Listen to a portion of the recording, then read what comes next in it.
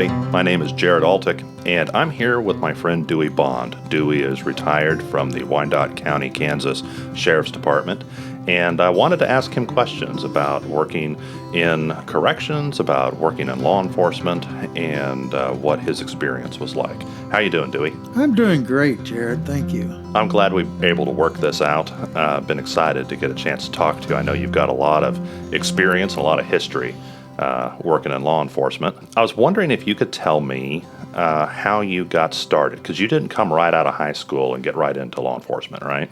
No, I sure didn't, Jared. As a matter of fact, my first career choice wasn't law enforcement at all. I was 18 years old, fresh out of school, and I went to work for Rock Island Railroad. Oh, I enjoyed it very much. I enjoyed it, railroading very much. And I started out as a laborer, and then I took a 2-year apprenticeship, and I became a journeyman machinist. Really? Yeah, working on the big old freight trains. Right.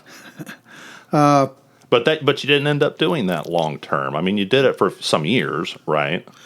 Yes, I was with Rock Island for almost 15 years. Oh, okay. That's actually longer than I thought. Yeah. Oh, yeah. Well, the problem is the railroad closed down. They were bought out by another railroad. Right. And instead of keeping it going, they dissolved it and kept the track and put us on the street. So you were already in your mid-30s, or early 30s anyway, right? Yes. And you had a family? You were married at this point? Yes, I was. And it was really difficult for me, Jared, because, like I said, I was fresh out of school when I got into railroading. That's what I had planned to do until I retired. And I didn't know anything else but railroading. Right. So how in the world do you get laid off from the railroad and you don't know what to do? How did you end up going into law enforcement? Well, I was trying to do odds and end jobs. Wasn't very good at any of them, really, but they were bringing in a little bit of money. But a friend of mine who was working at the Sheriff's Department at the time got me sworn in as a reserve officer. And I was able to work security jobs when I wasn't performing volunteer work. A position opened in the jail, and my service as a reserve was such that I was highly recommended for the job. And after passing both written tests and an oral interview, I was hired. Okay. You got out of the railroad business in 1980, and at that point, you weren't doing like an academy or anything at that point. That you got hired out of working as a reserve officer or reserve deputy or whatever the terminology was, and then you got hired in to work in the jail. Right? Yes, I did, Jared. Okay. And they did training like on the job and that kind of thing, I presume. At that time, in that old jail, the training was you shadowed an officer for a few days, then they hand you a set of keys. Oh, wow. Yeah. So, it was hit or miss and learn by your mistakes. Sure. So you worked in the jail, but what are the responsibilities for the Sheriff's Department in Wyandotte County? A lot of people don't realize how many responsibilities there are with the Sheriff's Department. Of course, you got your detention. Right. And that's for the inmates that are pre-trial or getting ready for trial, or your misdemeanor and booking releases. Right. And then you've got your deputies that are assigned to take inmates to and from court. Right. Then you've got your transport deputies that transport prisoners from jail to and from prison for hearings that they might have. Okay. You've got transport deputies that deal with mental patients and take them to probate court and to and from Osawatomie Hospital. There's a detective division. You've got the warrant division. You've got process serving, where the deputies go out and serve papers for attorneys, and they also do evictions. Okay. You also have the juvenile division. and they just built a new facility for that. Right. Downtown. Right, for like juvenile It's detention. looking good. I got Right. to tour it here a while back. Okay. Then they've recently taken over courthouse security. They've got the patrol division that's out doing basically the same thing your city officers are doing. Right. However, they're also there in case backup is needed when city's shorthanded and Right. needing officers for that. And then you've got your park patrol. And so, the sheriff's department. We have a lake here in town. Oh, absolutely. Well, we've got the two big lakes, plus there's several other parks in Wyandotte County that they're responsible for.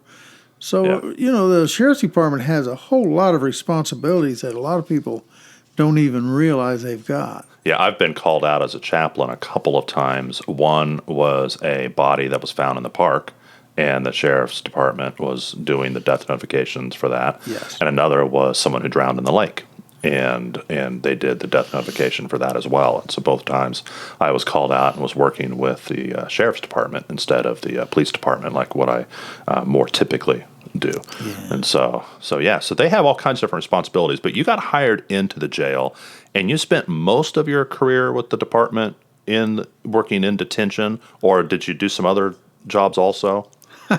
Here's where it gets real interesting. I spent a little over 2 years as a detention officer. Okay. And I advanced to an officer in charge, which was an assistant to the sergeant. Okay. And taking over as sergeant when he was not on duty for some reason. Right. Now, an opening in the front office for a reserve commander became available, and I applied for it. And I remember one of the things the sheriff brought up during my interview with him, he stated, "I understand you supported my opponent at my election, and was there any reason for that?" Well, I figured I'd lost the opportunity right there. I said, "Yes, sir, and I don't apologize for that. Your opponent gave me a job when I was out of work and I was raising a family, and I felt the least I could do was to help him out in the election." Yeah. Okay. Well, at that point, the sheriff got silent, and man, I'm feeling him staring at me. And then he said, "I wouldn't have respected you if you'd had done any different." And I ended up getting the job over two deputies that actually had more qualifications than I did. Yeah. Yeah.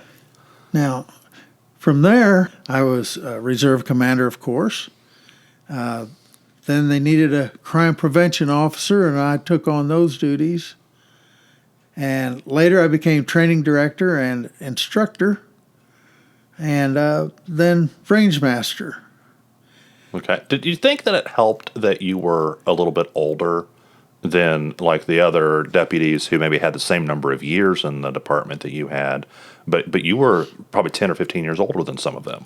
And so do you think that helped as far as being given responsibilities and that kind of thing? Actually, what helped giving me the responsibilities is that I didn't put a time limit on my work, and I was determined to get the job done, and if I could improve it, improve it. Okay. Okay. Several of the other officers that tried for this position were the same age or maybe a little older than I was at the time. Okay. Yes. Okay. But the sheriff, he saw things in me that I didn't see myself, and that's where it went. Okay. Now, later on, I ended up with one of the biggest responsibilities that I could have ever asked for. Sheriff wanted me to take over his jail, and that came with the rank of captain. And at the time he interviewed me for that, he explained to me that the previous warden ran the jail undisciplined, and he was very pleased with the improvements I had made with my previous positions, and he needed my leadership. And so with that, I accepted. Jared, at the time, the jail we had was an old linear-style jail, and it was built in 1929. Oh, wow. Yes. And besides that, it was overcrowded and understaffed, and in the middle of being sued by the ACLU. Right. So I right. really walked into a hornet's nest on that thing. Now, I never saw that jail, but by linear, I assume you mean that like all the cells are in like one long row. Yes, Right. and the officer walks down the aisle looking in the cells. Right. Right. It's a reactive type of facility, so you don't deal with the situation till it's already happened. Yeah. It's not a very good thing for inmates. Well, in that kind of building, you basically you can't see into their cell until you get down to their cell. Right. Right. So it's pretty much predator controlled. Sure. And, Sure. you know, it was a bad situation, especially the lighting was bad and everything was old. Yeah. Including me at the time. Some of the officers that were drinking buddies with the previous warden knew my reputation, Right. and they knew I intended to professionalize the jail, and they quit. You know, the game playing was over. And the sergeant I'd worked under earlier in my career, he taught me that the officers are on one side and the inmates are the other. And as a supervisor, that you walk down the middle, and that means that you treated everyone fairly regardless of their standing, whether they were inmate or officer. Right. And you were to be fair but firm. Yeah. And so that's No the room way- for favoritism and No, letting things slide because somebody's your buddy and that kind of thing. I let it be known to any friends I had that on the job they were an officer. Off the job they might be friends, but on the job they were an officer, and that's the way I would treat everybody the same. Okay. Okay, we moved into a new direct supervision type of jail. That's what they've got now. Right. And so you had officers in the pods with the inmates. And I know that sounds crazy because when the sheriff first mentioned it, I said, Sheriff, you know, I don't mean any disrespect or anything, but have you lost your mind as you're putting an officer in a pod with 52 inmates? And he said, well, let me take you for a tour Right. of the other facilities. So we went different jails throughout the United States that were direct supervision, and I got to see, wow, maybe this works after all. I remember one in Contra Costa, California, where they had these big burly bikers and one officer at the pod, and he's giving these guys orders. And I asked him, I said, doesn't that concern you? He says, no, why would it concern me? And so the main thing that I found was in this type of facility, the main thing you have to have, if it's going to be successful, because you're in with the inmates, proper training. Right. And that's when they developed a training structure that they use even today. Right. And so that you're not learning as I did by hit and miss. You go in there knowing exactly what you're supposed to do. As a matter of fact, one of the classes that I teach new recruits is the 8 principles of direct supervision. And the reason I teach that is so that when they get down into a pod, they know what to expect. You're fresh meat as far as the inmates are concerned. So, you know, you have to get past that and let them understand, okay, you know what, you're not dealing with just a rookie here. I've been trained. So how did you advance to major? Okay, first of all, I've worked under 8 different sheriffs in my career. Oh, wow. Okay. Yeah. So that's how I got this white hair, Jared. One of the sheriffs called me into his office one day, and he pointed to his desk, and he said, pick it up. I looked down at his desk, and there was a major's badge. And he told me, Jared, he said, I've been wanting to do this ever since I got in office, but I had to wait for approval from the commissioners for the position. Right. He says, you've earned it. And I can remember Jared telling him, well, sir, I won't let you down. And he corrected me with, no, don't let yourself down. There's a lot of responsibility that goes with that badge. So that's when I became major, and I held that title of operations chief and with the rank of major. And for 8 years until my retirement. Wow. Wow. But major's pretty high in the department. It's very high. Yeah. Yeah. At that time, it was just under the chief deputy. You had the sheriff, undersheriff, chief deputy, Okay. and major. Okay. So you got all the way to major.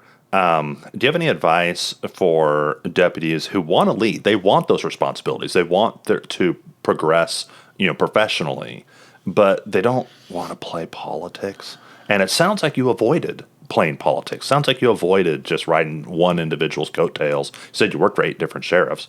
And so how do you get promoted all the way that high without playing politics?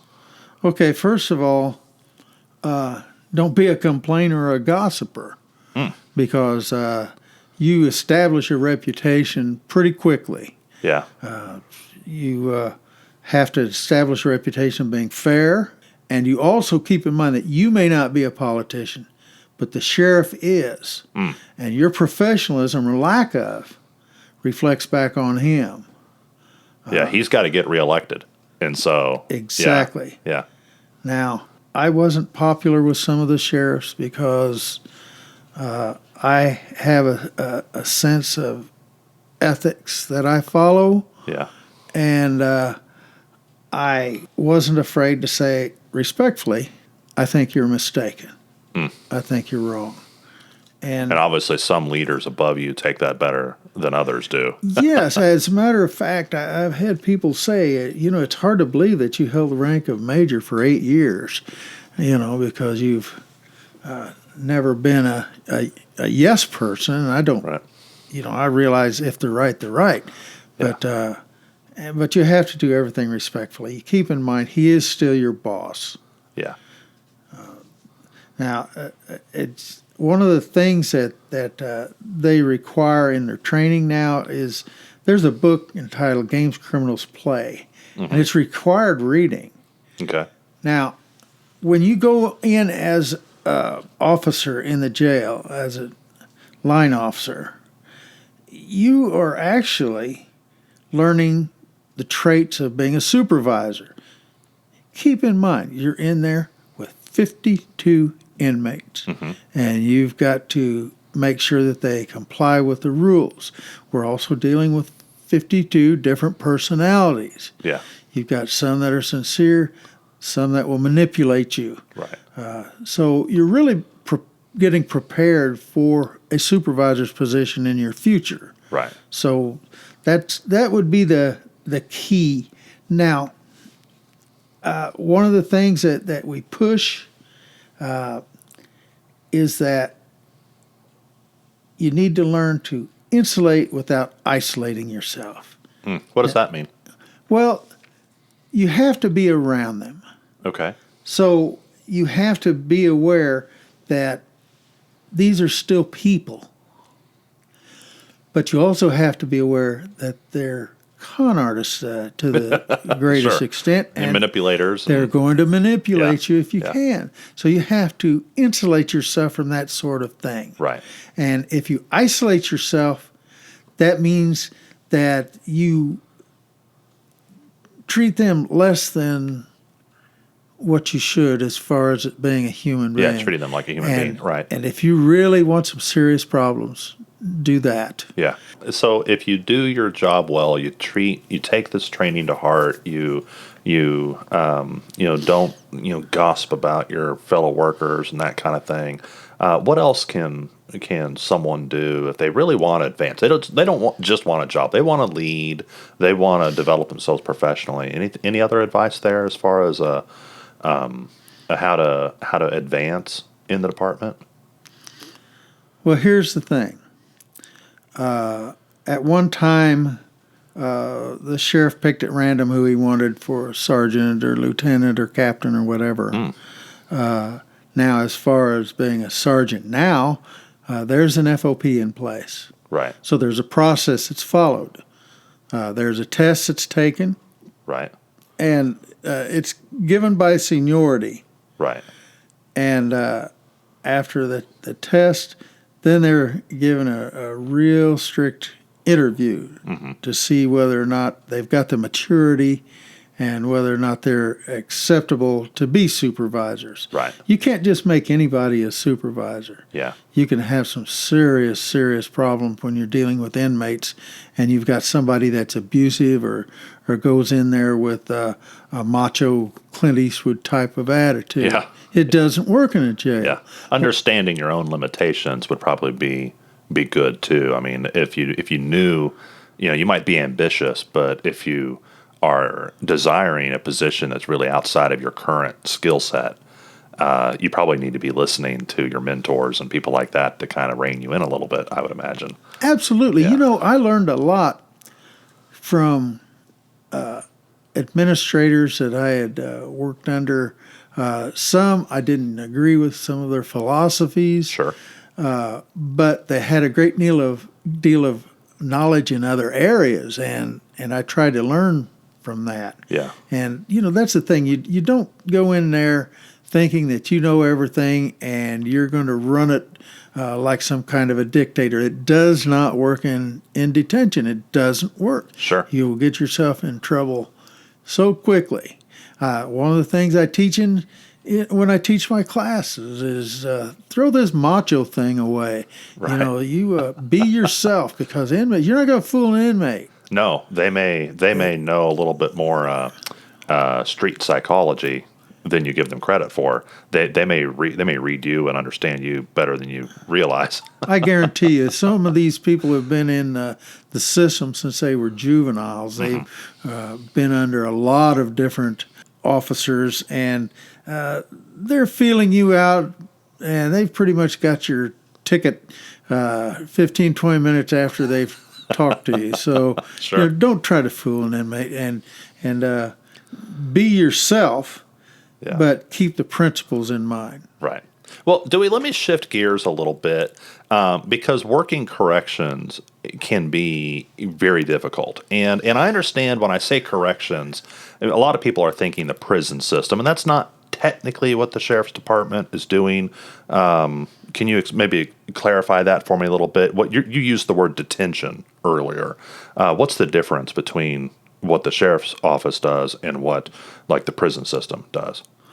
Okay, in the prisons, they've been sentenced. They're going to be there a while. Right, it's after their trial. After the trial and after they've been sentenced. So they've got to start on a road to rehabilitation, and there are all kinds of programs set up so that they can correct Right. their behavior when they get out on the street, when they've done their time. Now, in detention, we are a holding facility. Right. Now, right. that doesn't It's mean... shorter term. Yes, shorter term. Yeah. And that doesn't mean that we don't have programs to help them. Sure. We have a lot of different programs to help inmates get their GED or to learn how to interact with different people in a positive way. Sure. We have church services. Sure. We've got a lot of programs, but it's different than the prison system because we know our programs have to be short term because they're not going to be there that long. Right. Right. Okay. But in that setting, what kind of pressures does an officer deal with? I mean, what's the most difficult part of working in detention? The most difficult part, I would say, is being locked up with the inmates for anywhere from 8 to 10, sometimes 12 hours, depending on what type of shift they work. And the deputy feels that you feel like you're locked up with them? Oh, absolutely. Actually, you are. I mean, Yeah. you're in the You same... literally are. Yeah, Yeah. you really are. And, you're dealing with all these people that are stressful. They're some of them are angry because of things that happen on the outside or because their court hearings didn't work out like they thought it should. Right. And then you've got your, what I call youngsters that haven't matured enough to know how to act in a detention center, and, Right. and they act up and act a fool, and then the officer has to deal with it, but has to deal with it correctly, Yeah. or he ends up in more trouble than the inmate. Yeah. Now, Were you guys always working 8-hour shifts? Right now, I understand they're working 10-hour shifts and then 3 days off. Okay. But there's also overtime and That's a lot of pressure. That's a lot of Oh, pressure. It wears you down psychologically. absolutely. There's a lot of pressure. There's a lot of stress. Yeah. In being there. Now, one of the things that we push is don't take this job personally. Yeah. Understand, and this is why we give them training. Understanding the inmates are going to work on you. They're going to try to find that last nerve. Yeah. They don't care whether it upsets you or not. Misery loves company. It's fun. Yeah. To them it's fun. It's not personal. They'll try to make you think it's personal, but it's not. Yeah. And don't take it personally. And most of all, don't take it home with you. There's a lot of problem with that. Even the sheriff, he when he gives his talk to the recruits, he tells them, leave the job at home. Don't take it home with you. Yeah, leave it at work. Don't take it home. Don't take it. Yeah. Yeah, leave the job at work. Don't take it home with you. Yeah. Remember, you've got a family.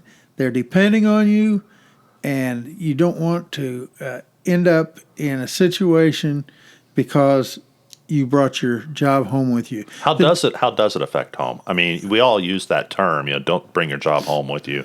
But what does that look like? How does it affect a family? Attitude. Okay. You come home and you're mad because an inmate got under your skin. And so maybe you're a little nasty with your wife or kids. Yeah. And keep in mind that the divorce rate is high for officers in the field of corrections. I mean, I was looking up some statistics on that today. It's 46%. Yeah.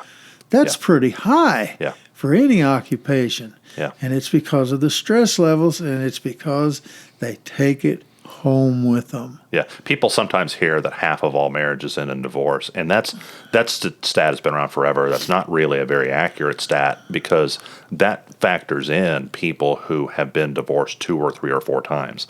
And so there are individuals, once you've been divorced once, you have a higher rate of being divorced in your second marriage or your third marriage.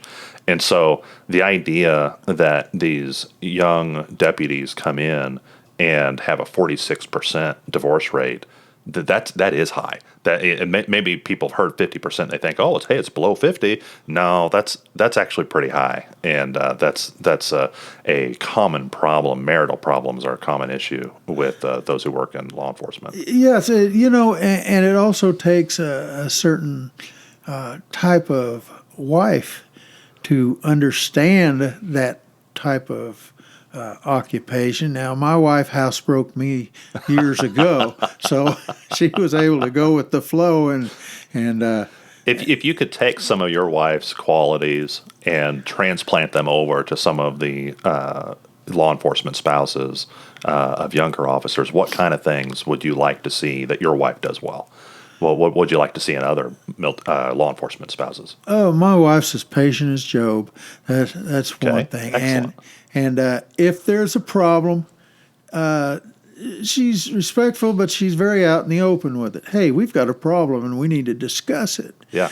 And that's where it's important for the spouse, the officer, to listen and take her advice and any correction that she's got to make, because you've got to understand, she's taking care of you, but she's also taking care of the kids and a lot of things in the home, and it doesn't do you any good for her to think that, oh my gosh, I wonder what kind of an attitude he's going to have tonight. Right. That's not good for any family.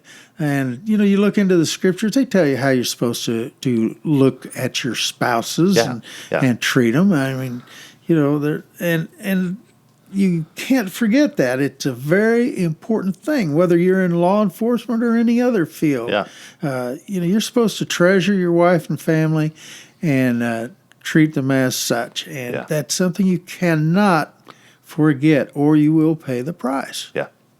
Now, as a law enforcement officer, you have a a lot of different ways to deal with this stress and to work with it away from your job. I mean, there's things you do at work, but there's also hobbies and activities and things you can participate in. What kind of things did you participate in to counteract all the negative that happened at work?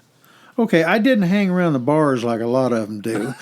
I joke all the time that the cops I know, their main two ways of dealing with stress are cussing and drinking, and neither one of those are very good. No.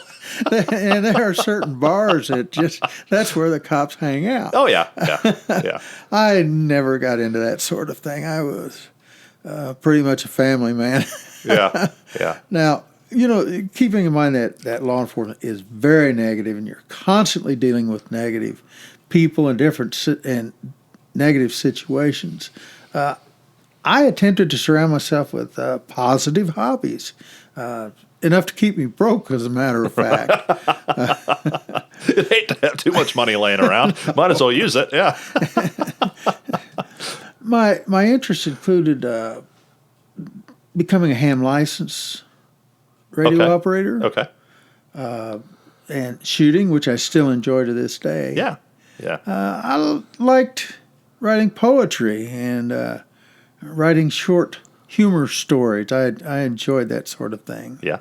My real love, though, was becoming a semi-professional clown. And I know there's nothing macho about an officer wanting to be a clown. And you do face paint and costume and everything, right? Absolutely, yeah. As a matter of fact, besides doing that sort of thing and doing children's parties, I perform stage work as a clown, doing skits, work parades, and there for a while I even participated in annual circus performances down at the Municipal Auditorium. Oh, wow. Yeah. Yeah, center ring. Look at that. I wonder how many people saw the warden of the jail as a clown and didn't realize who it was they were looking at.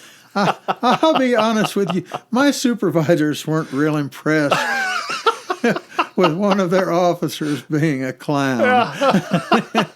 It did not make me popular with those I had to work under. No, but it was probably a really good strategic decision as far as your mental health, your psychological well-being. That's probably fantastic to put on a costume and make people happy. That probably worked really well for you. That's what it was all about to me. Yeah. And I had even done hospital work as a clown. As a matter of fact, we had one fellow one time. I walked into his room, and he's kind of quiet, and he's looking out the window. And I did a few tricks for him and gave him a little bit of humor. And, he started laughing. And when I came out of his room, the nurse at the desk looked at the other nurse, and she says, "Was that who I think it was?" And she says, "What room were you in?" And I told her, and she says, "That fella hasn't said 3 words in all the time he's been here." Oh, wow. Says, "And you had him laughing?" Yeah. Well, I can't even begin to tell you how that warmed my heart. Oh, yeah.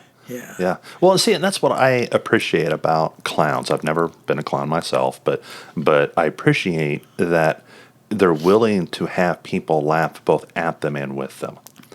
And that kind of humility. There's a lot of law enforcement officers who take themselves so seriously and feel like they need to because of the job. But the idea of being laughed at would just mortify them. And yet I really think if they were to let their guard down, and maybe not, as a clown, but just let yourself be seen as human. Yes. and fragile and fallible and everything else, and where a clown deliberately gets people to laugh at them and laugh with them. I just think that is incredibly healthy to do in a job where you have to be so serious all the time, and everybody you deal with on the job, it's their worst day, and clowning actually is a nice balance to that. Yeah, this might sound a little weird, but actually, I'd rather have a pie thrown in my face than to actually eat one. I mean, that's because I enjoy the reaction that it I might gets from actually agree other with you there. people. I don't care for pie, but that's awesome. Now, Dewey, I've been told that you have an infamous clown story related to law enforcement. Can you share that with us? Oh, boy, I sure do. So set it up for me. What happened? All right. You know, I've taken a couple different clown schools. And the first one that I took, it was on graduating day that I was attending this one in particular. Uh-huh. And they required us to come in makeup and costume so that we could be critiqued. Because every clown has to be unique, right? Yes, Yeah. yes. You can't copy another clown's Right. face. Okay, so you're in full get-up. I'm in full makeup and everything. I've got on this goofy-looking outfit and a big red wig, and I mean, there's no mistake what I'm doing there. Halfway through the class, I get a call from the jail supervisor on duty, and he is panic-stricken. He's saying that there's a major disturbance in the jail, and it's near riot proportions. Oh, no. Yeah. I says, now wait a minute. I says, I'm in clown makeup and costume. So I says, it might take me a little bit of time to get there because I've got to get changed. And at this point, you're a captain or a major? Yeah, I'm captain at that point. Captain at that point, yeah. okay. And we're in the old jail. Okay. And the supervisor, by this time, becomes more panic-stricken. He says, no, you've got to get down here now. The inmates have ripped the phone off the wall in their cell block. They're tearing the place apart. They're throwing things. So I says, all right. So with no other option, I went to the jail as I was, makeup and costume included. Oh, no. It gets worse. When there, the booking officer looked at me like I had lost my mind. And covering her mouth to hide a laugh, she opened the secure gate for me to enter. And she knew it was you, though. She knew it was me, Okay, yes. right. They don't let just any clown into that jail. No, Okay. I was the only clown allowed at that time. I went to my office and I secured a couple of tear gas grenades from there, and I went down to the cell block. In full outfit, yeah. In full outfit. I mean, we're talking the big shoes and everything. Oh, no. To say that the officers were surprised and shocked to see their warden in clown makeup and costume carrying 2 gas grenades would be a complete understatement. I entered the cell block. I ordered all the inmates to rack down or I would be forced to use tear gas. They had to have been stunned into silence. For a moment, things got very quiet. I bet, yeah. The inmates were staring at me, and you could tell that they weren't sure whether they were really seeing what they were seeing or whether they were hallucinating. Yeah. They decided they were not taking orders from a clown. Oh, no. So they proceeded with their activities, and I was forced to use tear gas to retain the order and get compliance with my commands. Writing the report on this incident was extremely difficult. And for weeks afterward, I expected to be called to the sheriff's office to answer questions. But it never happened, so I let it ride. Yeah. However, Jared, after 17 years of retirement, I still get teased on Facebook by some of the old head officers that were there when Wally the Gasser, as I was penned, gave the greatest performance of his life. That's funny. Oh, yeah. Wally the Clown throwing tear gas. Oh, that is crazy. Well, Dewey, thank you for sharing with us about your career. Can you give any other advice for young deputies? Somebody's in the sheriff's office now, Wyandotte County or really anywhere around the country. What kind of advice would you give? Jared, I've been very, very blessed. God has truly blessed me. And, you know, in railroading and in law enforcement, I feel like I've been blessed with 2 occupations that I really love, and that doesn't happen to everybody. My advice, as Christians, we must never forget that whether we're on the law enforcement end or the detention end, we are commanded by Scripture to be peacemakers. If you recall it, Matthew 5:9, in the Sermon on the Mount, Jesus stated, "Blessed are the peacemakers, for they will be called children of God." There is nothing easy about law enforcement or detention. Most time, you're surrounded by negative settings with negative people. Yeah. But you keep in mind that when Jesus died on the cross, he was surrounded by negative people in a negative setting, and he was tortured by these people before put on the cross. And yet, in his tortured and dying state, he loved them enough to ask that they be forgiven. Yeah. I'm not naive in this work. Where force is necessary, force must be given. But never should it be given out of anger or retribution or in excess. Yeah. We worship a God that loves us all, and that's every single one of us. That's fantastic. Thank you, Dewey, for talking with us. Thank you for sharing your experience. And Dewey, thank you for being one of my friends. I really appreciate what you do. I appreciate you, Jared. God bless you.